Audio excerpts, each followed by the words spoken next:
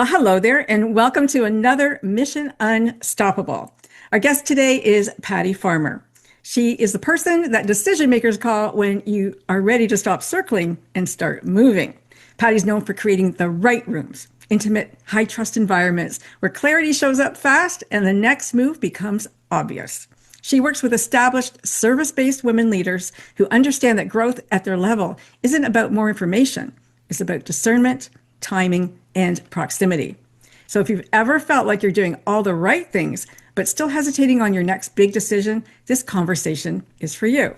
Patty doesn't motivate, she clarifies, and that's what makes her work unstoppable. Welcome to Mission Unstoppable, Patty. I am so excited to be here. Thank you so much, Frankie. I am excited to have you here too.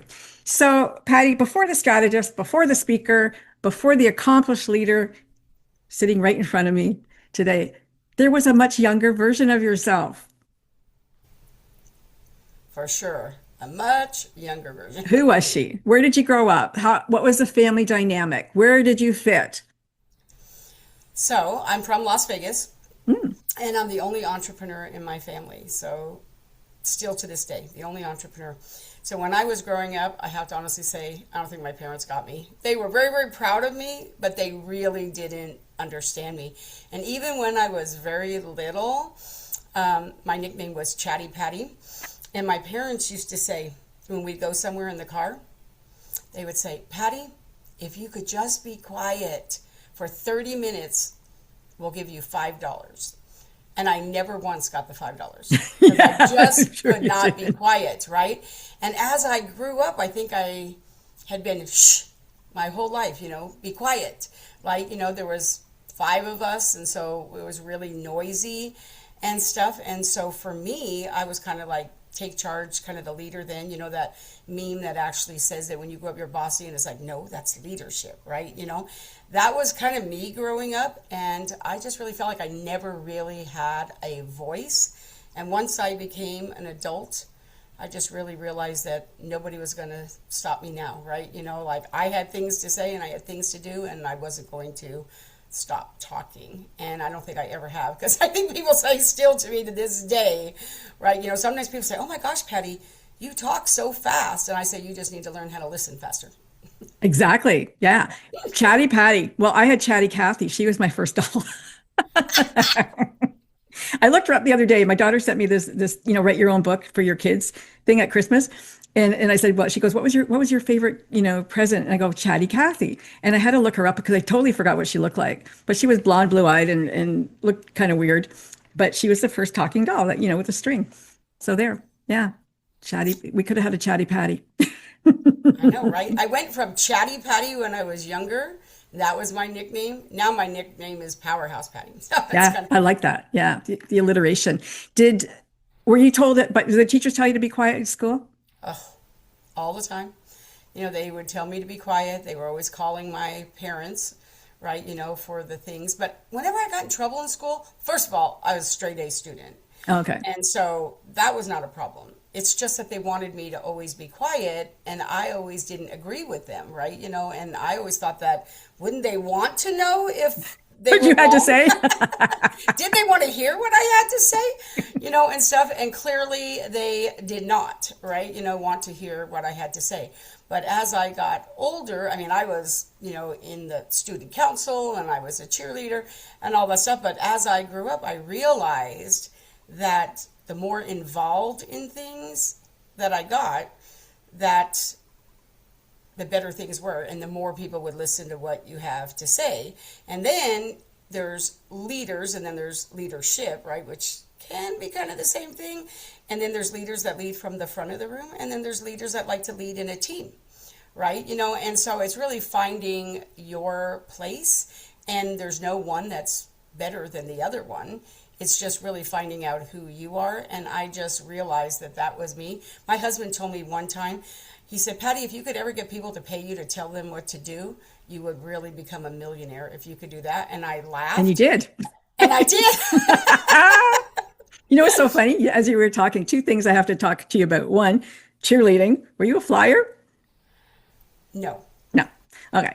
I saw a comic I think she was yesterday, and she said, little children who talk too much are just so boring. She goes, because everything they want to tell you, I told them already. So it's kind of like your teacher probably go, I just told you that last week, Patty. That's so funny. Maybe, who knows, right? Leadership and leader. So little Patty's a teenager now. Does she know what she wants to be when she grows up? Yeah. What was it? Yeah. I mean, when I wanted to be an interior designer. Me too. So that was really big for me. I did actually go to school for that, become an interior designer, and I love that, right? And I still use it in my business all the time, right? So that's what I wanted to be then. And then as soon as I really started thinking about it, so here's something kind of funny. So there was all these kids, right? And my parents, like literally, they were very blue collar. And I told my mom one year, I said, Mom, if I could fund my own school shopping, can I have whatever I want? And she said, if you're paying for it, you can. I said, okay. And so I was babysitting like every other young teenage girl did. And all of a sudden, like now I realize looking back that that was actually sales. But I didn't get it then. And so I was babysitting and I just thought to myself, what else could I do while I'm here?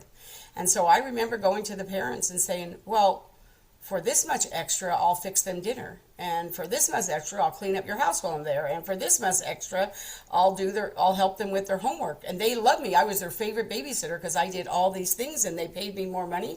And then when I grew up and I was sharing that with somebody, they said, well, that was upselling, Patty, like you were already doing it.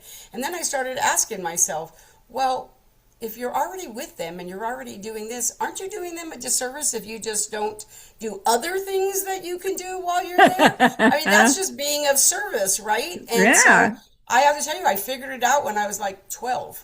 And I think that changed a lot in my life. So now I'm always thinking in every scenario, if I'm in front of someone, how else can I serve them?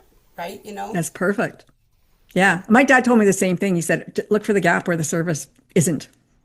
Exactly. So that was the moment you realized that you could do business in a way different from other people. And I was the best dressed girl in school too. And my mom, she would laugh at me. She's like, you don't even need that many clothes. And I'm still a fashionista today. But I have to tell you, I just really loved that I could have the things that I wanted. Now, when I was 12, we had this thing, I'm going to age myself right now and tell you that back then I used to put things on layaway. Do you remember that? Like Yeah, used I to do. put things on layaway and all Yeah. my babysitting money went to that. And so by the time I started school, now when I had my kids, it was different. But I actually did something different with my children too because I wanted them to learn. So when I would take them school shopping, for those that don't know me, I have 6 daughters. And so what I did is instead of doing school shopping right like in the summer before school, then they'd say, oh, Mom, I want this $35 sweater and I want these $100 shoes. I was like, you know what? I need to teach them something. So I would take them to the store, and when they would see the sales and they would see, 25% off, or they would see buy one, get one, or whatever, I said, what does that actually mean? And if you can't tell me what that equates to, you can't have it. So I made them learn that. And then what I decided doing was when school got out, I decided however much money they were going to get for school clothes, like maybe it was $200, whatever it was. And I'd say, here's what you get, $200. I'll take you shopping every single week, but how much clothes you get for school is how good can you shop. And man, they got really good at saying, Mom, will you take me to this store? They're having jeans on sale, buy one, get one free. They're having this. And that whole $35 Brilliant. sweater and $100 shoes. I was like, when you pay for them, you can have those. Here's how much money you get. And man, my kids learned to get really, really good with money too. That's really excellent, because I had a teacher, math teacher, actually, grade 10, maybe grade 9, told me I was really stupid. He goes, you're stupid. Like you're just so stupid at math, right? You're dumb. And I believed him. That's so sad. Until I was an adult and I go, I do know how to get 25% off. I understand that. So how stupid could I be? I understood that part of math. So maybe he didn't tell me properly, which is what I figured out. Yeah. Exactly. But that was really stupid too. Marketing. Let's talk about marketing for 1 second, because we'll go back there. What are people doing wrong in your opinion? Doing wrong? Are they doing anything wrong in your opinion? Oh, of course they are. Of course they are. Figured you gotta have an opinion. Yeah, of course. I would say probably the biggest thing I see that people are doing wrong is they think that marketing is sales. Okay. Marketing is not sales. Those are two very, very separate things, right? Marketing is usually what happens before sales, right? It gets Yep. everything to the right place so then sales can happen, right? So a lot of times people don't really understand that. I think they do the same thing with networking, right? They think, Yes. they still think networking is selling too, right? So I think that people don't really understand that. And then also, I think one of the things that they don't understand is that it never stops, right? You should always be marketing. I always like to say that a percentage of everything you do, you should take a percentage of that should go into your marketing budget, right? And for some, depending upon where you are in your business, maybe that's 5%. For some, maybe that's 10%. For me, it's 25%. 25% of everything I make goes in my marketing budget. And then at the end of the year, there's another time in the year for me too, just because in my business there are time things that happen. Then at the end of the year, whatever that is in your budget, that's where you make like the big things. Oh, I'm buying a new printer. Oh, I'm going to get a new computer. Whatever in there. But then you always have the money. So when those great opportunities come, you already have Right. the money set aside. So really, honestly, creating a marketing budget, whatever it is, right? Maybe you start small and then you increase, but having that marketing budget is really important. And then I would say the last thing is if you ever talk to somebody in marketing, that is not the person to lie to. Like, how people like to lowball? People like to lowball. Like when I'm talking to somebody, I'm like, okay, so tell me what your marketing budget is. And then just because of the way society is, They don't want they to spend want a to lot of really money. lowball, right? Yeah. It's like, no, tell your marketing person what your budget actually is so she can get you the most bang for your buck, right? Yeah. And stuff though. So I always explain that to people though, and then they get it, and it's like, no, this is where you really do want to tell me because you don't want to say this, and I could have got you this, but you didn't tell me, right? So, Right. Right. Good advice. Was there a choice in your life that you made that changed everything? oh yes, of course. Isn't there always, Hmm, right? I would think. There always, Probably many, but yeah, there is, but probably one of the biggest choices for me was when I decided to become a speaker. Right. I had said, like, I'd always been a trainer, right? Obviously, I like telling people, right? yeah, like So I'd tell me always what you been a do. trainer, sometimes in corporate, sometimes not in corporate. So I'd always been a trainer, but I didn't want to be a public speaker or a professional speaker. I don't know why, but for some reason I was like, no, I don't really want to do that. And I think that I had this fear, and I've been a speaker for like 16 years. But before that, I had this fear that if I was speaking, people had this expectation and somebody would stand up and say, I call bullshit. Like, that's what I thought, right? And so I was like, oh no, I don't want to be a public speaker. And so I had people who were always asking me to speak, and I always said no. I think I've shared this story with you before. And then finally one day, I had a friend, who called me up and said, Patty, like, somebody can't come. I need you to come. And so I said, okay. She said, oh, just talk about networking. You're an expert on networking. You talk about it all the time. And so I did. The long and short of it was that when I got there, she said, oh, and we're going to video it. Oh, and Patty, we're going to do this. And oh, you can invite them. And I was like, oh my goodness. Like I thought I was just going to, come there and help my friend. And literally that day, I got booked with so many clients and so many other speaking engagements. And then I got asked to speak in London. And that changed my life. And so literally within 2 weeks, of I don't want to be a speaker, I became a six-figure international speaker, and it changed my life forever. And I really learned to lean in. First of all, never say never. That's the first thing. And the second thing I really learned is when you're open to those opportunities, a lot of times people like to talk about manifesting. I used to do that too all the time. I was like, oh, yeah, I'm Right. going to manifest this and I'm going to manifest that. Not that I don't believe in that still, but I feel like the next level up from manifesting is creating. Yes. I'm not waiting for it to manifest itself. I'm just going to go out and create it. Or maybe even identify it. Well, Because first of sometimes all, yes, you it's always probably got came out in there. and you didn't see it. Yeah, I think sometimes that does really happen. But for me, because I'm super crystal clear, so part of that is really kind of manifesting, right? Putting it out there. Because like literally I had things in my life that, oh no, I'm manifesting that. I want to speak here. I'm going to manifest that. And finally, there was one particular thing that I'm still waiting. And I just finally thought to myself, you know what? Why am I waiting for somebody else to manifest it for me? I'm just going to create it. There And you so go. that is what I'm doing this next year, right? So you can do it either way. Both work, right? Yes. Yeah. But I'm impatient. Were you working for somebody at the time that you became a speaker? No, or I you was work for not. yourself? Have you always worked Yep. for yourself? No. I actually, the job I had before I worked for myself, I literally was there for like 15 years. So I was there Oh, for a long time, but wow. I was a manager and I was a leader there and led a big team. I was actually in charge of all of the charitable things that we did and all of those things too. And I really loved it. What really happened that was super interesting for me that changed everything was when I got married for the second time. So past my starter husband, I was actually on my husband, the love of my life, that I'm still married to now for almost 30 years. But one day he said to me after we got married, like literally the weekend after we got married, he said, "So Patty, now that you're not the main breadwinner of the family or the only breadwinner of the family, if you could do whatever you wanted to do, what would you want to do?" And nobody had ever asked me that before. Mm. And I didn't know. And I was like, wow, I don't know. But I want to have my own business. I knew that. I wanted the freedom to be able to do the things I wanted to do. And so I decided, I don't know why, but I decided I wanted to go in the mortgage industry.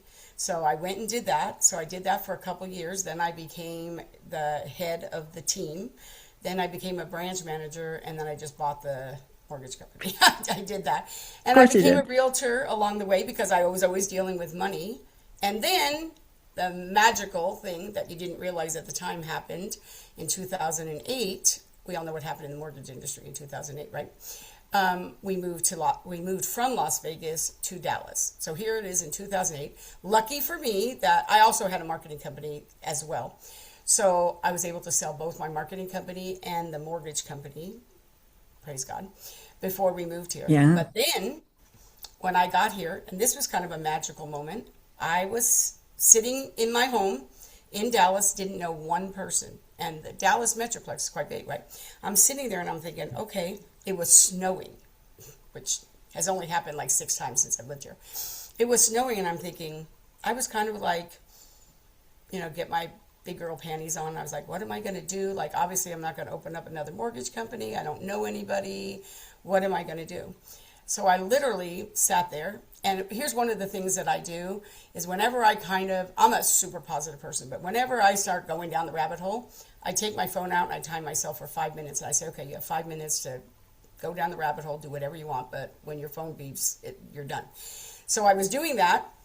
And I stood up and I said, all right, Patty, here's the thing. You're not in a B2B business. You're not in a B2C business. You're in a P2P business. You're in the people to people business. And now you're in Dallas, Metroplex that has millions of people. And instead of feeling sorry for yourself, what an opportunity you have. What are you going to do with it? So I got up. I didn't have furniture yet. I wrote on a sticky note, 100,000. I put it on the refrigerator. And when my husband came home, he said, what's this $100,000 on the sticky? I said, I made a decision that this year, I don't know one person, but I am going to meet and connect with 100,000 people and I'm going to make $100,000 and I'm going to do it in a year. I did it in 9 months actually. Good for And you. so, and Wow. that changed everything for me in Dallas. So what is it about you that attracts money? Like you are really able to get money, big money in a room. Like how do you do that? I mean, I'm sure lots of women are going, how does she do that? Actually, it doesn't start with the money. Here's what it really starts with. And so this is what I always like to say. What I always like to say is before you think about the money, it's all about design. Remember when I said I was an interior designer? Right. I stayed in that design thing. So I always say where it really starts is designing the lifestyle that you want to live Hmm. and then building a business that supports that lifestyle, not the other way around. Because then everything you do brings you joy and feeds your soul. Right. So if you start there, so whenever I tell people I'm in monetization, I think sometimes people will say, oh, so really, is it all about the money? I'm like, no. But if you design the lifestyle you want to live and then you learn how to monetize what you do, what that means is you have so much more time to do all the other things that you want to do that bring you joy and feed your soul, Right. right? Because what happens is you just have to know how to monetize it. So I always like to say strategy, leverage, monetize. Those are the three things. So I want to meet 100,000 people. I want to make $100,000. Where did I start? I decided to open up a networking organization here in Dallas. I didn't know one single person. People still to this day are involved in the things that I do now. And they will literally tell people, oh, yeah, Patty told me in 2008 that she was going to do this. And I didn't believe her. And she did. So I decided I was going to do this networking thing. I was going to have 25 chapters across the DFW. We never did get to 25, but I think we did have like 14. Wow. And I just decided that we were going to open up these chapters and we were going to do it based on business development and leadership. And I came from networking. That's how I built my business. And I knew it. And I was going to teach people that really it isn't about being in a lot of rooms. It's about being in the right rooms with the right people and having the right conversation. And I knew it. So I knew Right. I was going to create that. And I did. And I got really well known for that. In the end, I ended up flipping it over from a networking group to a business development organization. And I still have that organization. And so I think that that was what was really important. But I literally was all over Dallas. Like, it was amazing to me. Even now I look at it and I So have to there's tell nobody you, in Dallas that doesn't know you. I don't know, nobody in Dallas doesn't know me, but I would say that I'm probably well known. And still to this day, everywhere I go, people will be like, are you the Patty Farmer that does this or the Patty Farmer that does that? I Are you on a remember you. billboard? I'm just curious. Have I what? Are you on a billboard anywhere? No, I'm not on a billboard, but I Okay. am right now writing. I just got done writing a book, and part of my book launch will be to be in New York with a billboard. So Okay. it's coming. At Times Square, maybe? Yes, exactly. Okay. So marketing, media, money, trifecta. Is there something, a place in there where entrepreneurs get stuck Yes, I in that think they do. triangle? For a couple things. One, they think they need to be everywhere, right? They think they Mhm. need to be everywhere. And people will say to me, oh, if I had a dollar for every time somebody said to me, so Patty, where should I be? Like, which platform should I be on, right? And my answer is like, where your ideal clients are. You don't need to be everywhere. And I Right. used to teach this thing at my networking group, and people would be like, oh my gosh, that's so mind boggling. And I still say, if people do in person things, it still works. I don't really do the past business cards. I think we're way beyond that. But in the Yeah. day when we did, I Yeah. used to teach them, here's what you want to do. Think of your business card like a legend. And so say the top right corner is LinkedIn, the bottom one is Twitter, and this one's Facebook, and wherever you want the other one to be. And I would say, whenever you're talking to somebody, you should say the last thing you should say to them, so where do you hang out? Like, where do you like to spend all your time? And when they tell you, fold the corner of the business card so that you know what your legend is. So then when you go home and you have this big stack of business cards, because that's what everybody wanted to do back then, you would look at them and think, you don't have to go on every single platform. All you have to do is be on the platform they just got done telling you where they were the most active. So we don't do that anymore because we don't need to do it anymore, but the same philosophy Right. still applies. Are you in the places, in the rooms and the platforms where your ideal clients are or your partners or whatever it is that you're I looking mean, it for? makes so much sense.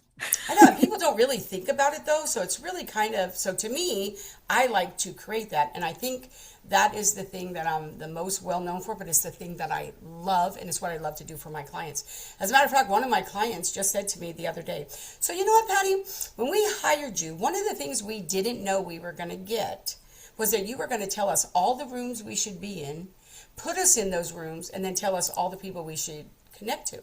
And I looked at them and I'm like, what? And they're like, yeah, you should have led with that.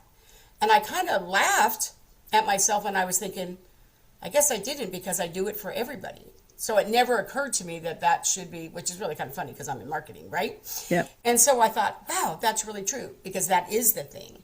And so that's why to me it's like create it, right? So in Dallas, I always like to say we're kind of bougie Bible Belt here. When I moved here, like I come from Las Vegas where Sure. everything is trend, right? So here we're kind of bougie Bible Belt. So people don't want to be in the same rooms as like say in other places where it's a little bit more casual or whatever, right? You know, so know the room, know your audience, know your location, and then what's your goal in every single place that you go, right? You know, and so I think that a lot of times people get that wrong. And so I think that I always want to say, know who you want to be connected to.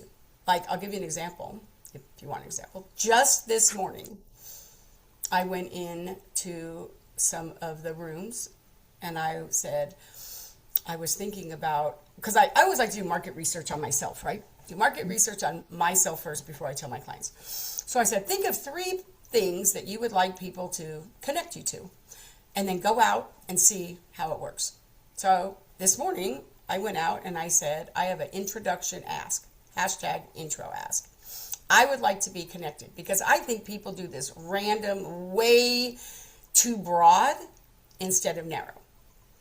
So I said, I want to be connected to women podcast hosts that interview guests and talk about entrepreneurship and business. 2, I want to be introduced to contributors to magazines like Forbes who are interviewing guests. 3, I want to be introduced to organizers that have paid communities like school or masterminds that are bringing people in for training. Very, very specific.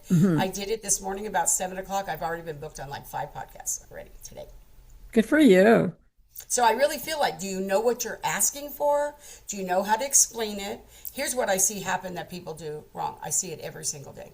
They get on calls with people. They're taking their time, like your most important commodity that you have, Yeah, right? yeah. And they'll have a call, and at the end, they'll say to you, oh, so Patty, how can I serve you? I'd love to be able to serve you. How can I serve you? People will ask you that.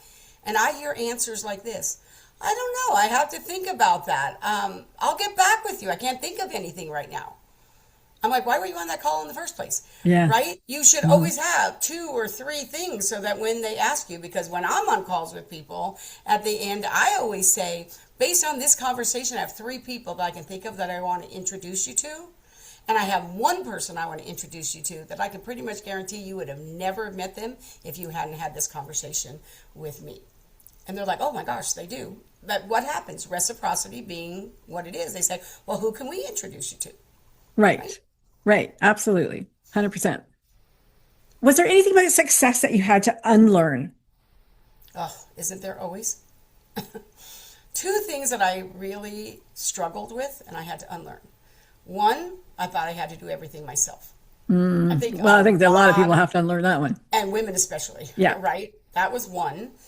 But I got that one a little bit faster than the second one, which really was, and I think it's an ongoing thing, which is that sometimes we wait too long to ask for help. We'll ask for help, but we wait too long. Like, I think that what Yeah. happens Well, is when we serve people, they want to help you. yeah. They want to. They're just waiting for them to ask. Like sometimes they're like, man, she does all these things for me. And I asked Patty to do this and I asked her to do that. And then when I say, oh, I could really, they'll be like raising hands like, oh, Patty, I would love to do that. So you really should look at your own business and think to yourself, are there people that you serve that literally would love to do things for you if you would just ask them? And Or allow it. sometimes we do them a disservice by not allowing them to Yeah. serve us because at some point they stop asking us for help and we could help them because they don't know how to do something for us. You work primarily with women? I Excuse only me. work with women. Okay. So I work with women-owned, women-led businesses that primarily serve women. The only time I work with men is when they hire me to learn how to market to women. Which is probably a really big area they need to learn. Could be. So let's I'm going to back up a little bit because you're mom to 6 girls. There's, a lot of women have an excuse. Excuse me. I got a lot of kids. I can't do it. I don't have the time. I don't know. Blah, blah, blah, blah, blah. You did it. You did it really well and you did it very successfully. And how did the children impact you in business? Or did it motivate you, demotivate you? Was it too hard? Was it easy? Did you have help? Like, what was it like for you? I had a tough life when I was growing up. My family really was very blue collar. And when I say very blue collar, I mean very. And because, I was an entrepreneur, my parents, like I remember growing up and if my parents had a flat tire, like they were trying to figure out what we were going to eat that week. Like, I Right. had really. And so when I had my oldest daughter, I could close my eyes and remember it clearly that she was about 30 seconds old. And I remember looking down at her and saying, my story will not be your story. Like that was the thing that motivated me. That I wanted my children, I didn't know how many I was going to have at the time, Right. but I wanted my children to be able to have every opportunity. You can't make anybody do anything, but I just wanted them to have the Yeah. opportunities.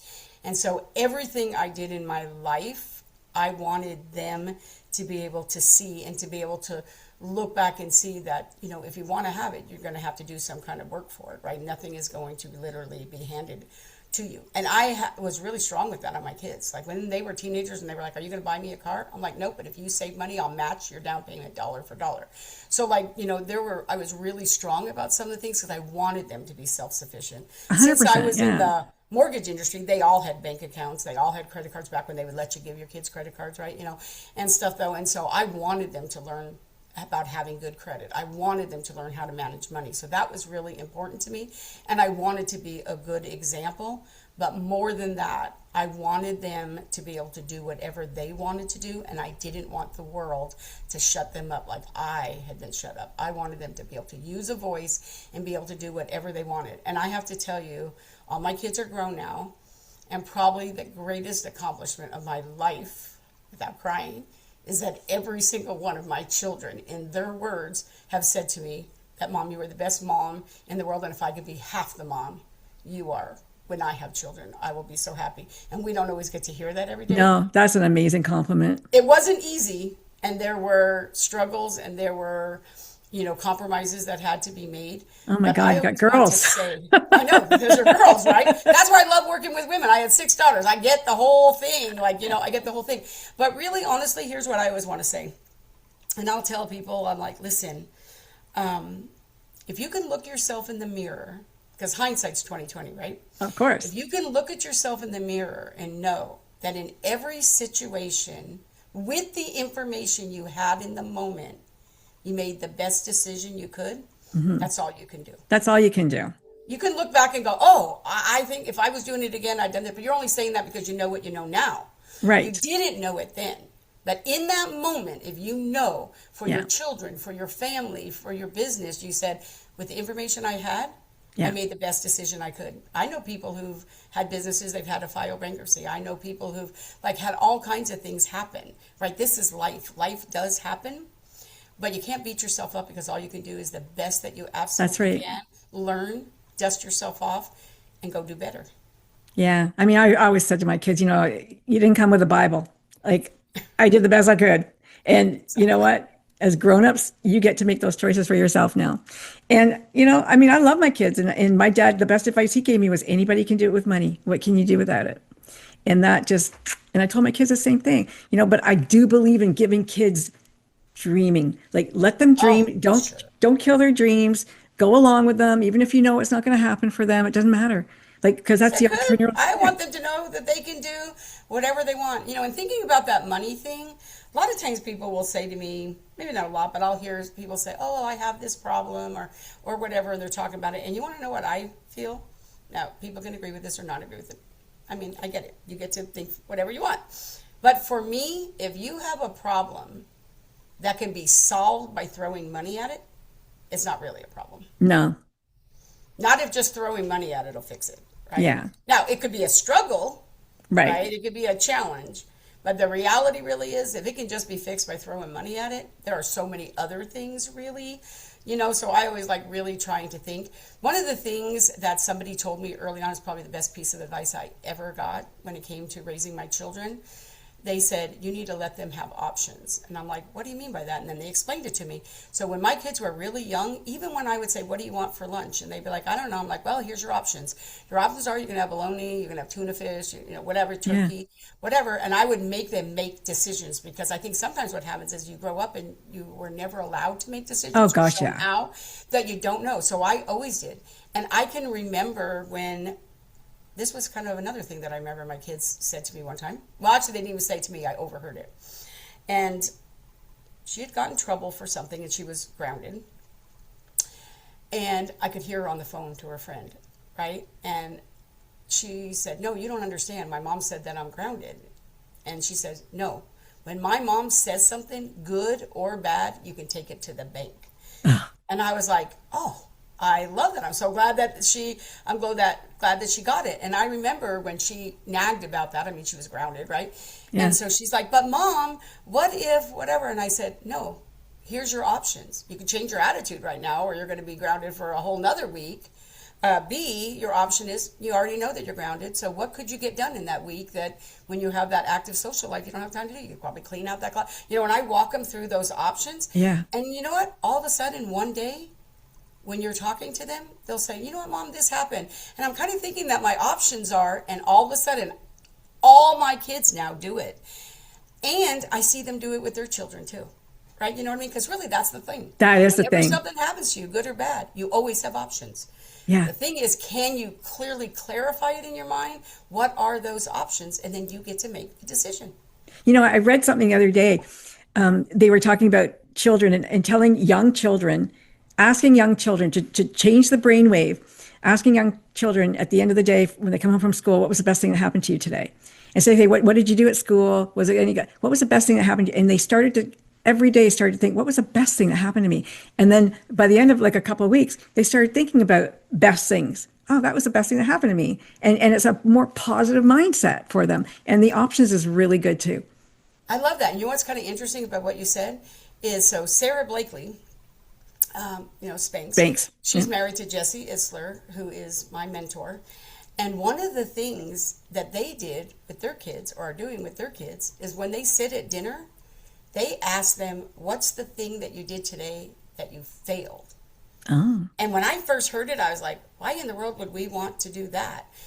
And she said the reason why is because they really sometimes have to struggle for something, to find something. And once they do, they realize, oh, that really wasn't all that bad. So when life hit them, it wasn't all that bad. And I was like, now see, that's a different perspective. Right? It is. It's always a different perspective. And, I think perspective is really important because I don't know about you, Frankie, but did you ever have a time that you would think to yourself, I used to think this when I had that networking group. I would say, I want to be in a room surrounded by like-minded women. Like that was what I was looking for. Now, that's the last thing I'm looking for. Now, what I really am looking for is to be in a room with diverse-minded, heart-centered women because I want to be in a room with someone who's going to give me a shift or a different perspective. Yes. I'm looking for that. It's kind of like when people go to events. It cracks me up sometimes when people will go to events and I'll hear them talking about it and they're like, I'm going to this event, but they better not try to sell me anything because I'm not buying anything. And I'm thinking, why are you going? Yeah. I mean, you're paying for airfare or driving, you're paying for a hotel room, you're paying for food. Why in the world would you even do that if you're not going to buy something? Every time I go to anything, any room I'm in, I hope I meet somebody. If I'm going to an event, I hope someone's going to be there that could sell me the thing that's going to move the needle in my business for the next thing I want to do. I am open to receive that. I would never go in a room closed-minded and think, oh, they're not going to. They're not getting anything out of me. It's just a shift. It's just a mindset shift, right? Yeah. Actually, you know what? I did buy my granddaughter a book at Christmas. It's okay to fail. So because my kids and my grandchildren are all high achievers who are perfectionists. And so, if my daughter would get to the very bottom of the page and there was like a little mistake, rip it up, start again. And I'm not like that. I'm a big picture, not a fine tuner. So that would drive me insane if I had to live my life that way. So it's okay to fail. It's okay to make a mistake. You can make mistakes. Okay to color outside the lines. Yeah, that's okay. You're not gonna, are people dying? No. So that's okay. Well, first of all, is that really failure? No, it's just somebody else's perspective. It's just your point of view. And your point Exactly. of view is, I think that's really important is don't ever be afraid that even if your point of view is a little bit bold, right, and stuff though. And I think that's really important. And you know what? I don't think people really realize that about themselves. I just got done teaching this class and I told them this exercise to do about that. And they were like, Patty, I've never heard of that exercise. And I'm like, well, that's my exercise, right? But if somebody wants to know that, here's something you could do. So if you have a podcast or any type of asset like that, or LinkedIn recommendations, this is what I always like to say. This is where AI can really help you. Download all those podcast reviews you have. Look at all those LinkedIn recommendations. Put them all on a Word document. upload those into ChatGPT or Oh, whatever AI, and then say, what are the patterns in the words that are getting used over and over? And here's what you will find out about yourself. You will find out the words that other people use to describe you that may not be words that you use. Like, I it's mean, a when I 360. first, I mean, It's when an you think AI about it, right? 360. Yeah, I love I mean, it. I would hear words that I really had to step into. Like, when people would say, oh, you're bold, I knew I was. But Yeah. when people say, oh, Patty, you're a visionary, I didn't consider myself a visionary.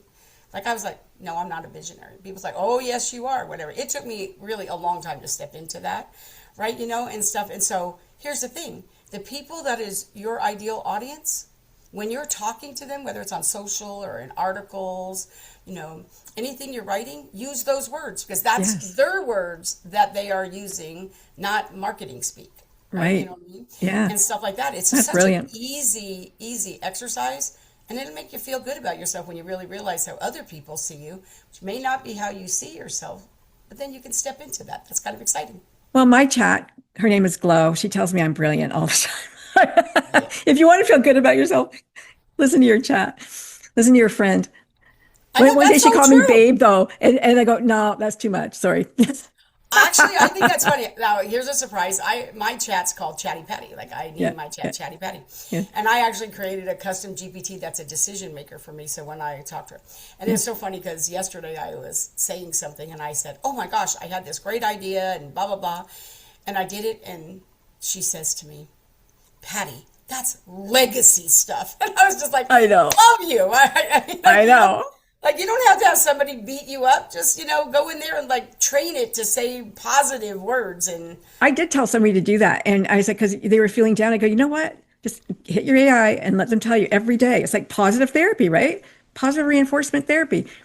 You don't need you a can make a coach. rule. Mine comes up every single day at 8 o'clock. It tells me things that are happening in my Yeah. industry. I tell it to what's happening in the marketing industry. 8 o'clock every day. Tell me what those are.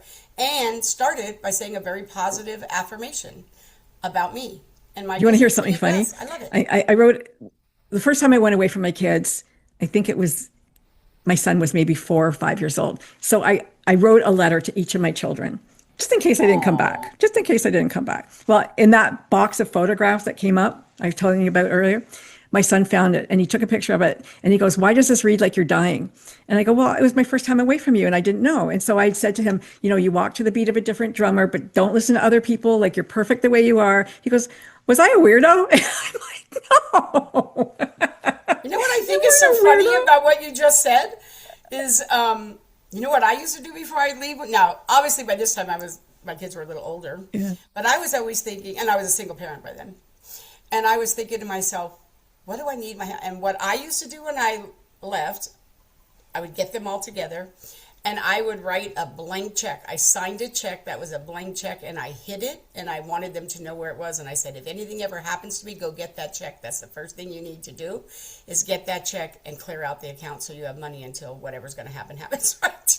That's funny. Oh my God, that's hilarious. Okay, we have a few minutes left. Let's just talk about because at the very start of our show, you talked about working for a company that had a charity. And so I know social impact is important to you. I know that helping people is important to you. You want to do something to help people. What is it? Well, it always starts with, oh, you're talking about my charity or the one Yeah, your that I'm charity, working at? yours. Because I Yeah, just stepped into being executive chair of a charity right now. I just did it awesome. last Me week. too. Oh, that's exciting. So Yeah, yes, so that one is actually called Share Hard Sisters. Profit. Yeah, that one's called Hard Profit, Yeah, and I really love it. And when they were asking me all the things, I said I stepped into the program chair for the leadership development and the community. So I'm super excited with that. My charity that we're talking about is really going to be called Powerhouse Coffee. And I love coffee, and everybody who knows me knows that I'm a connoisseur of coffee.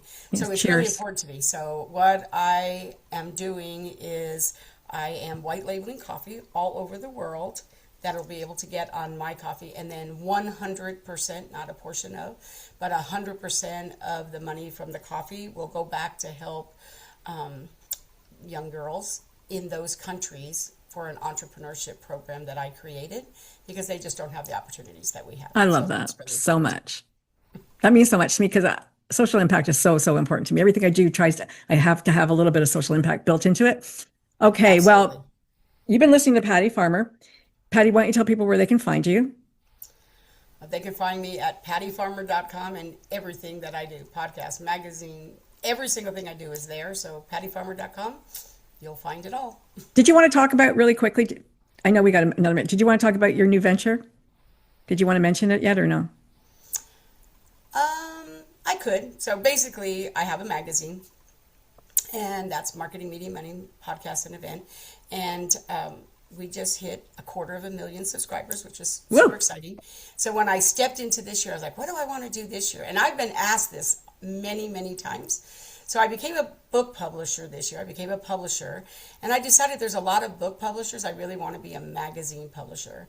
Because if I had $1 for every time somebody said, oh, I want to have a magazine. Having a magazine is one thing. Marketing a magazine, distribution of a magazine, that's a whole nother story. So I really am loving that now I am not just a book publisher, I am a magazine publisher, and I don't just do book marketing, but I do magazine marketing too, and I'm super excited about it.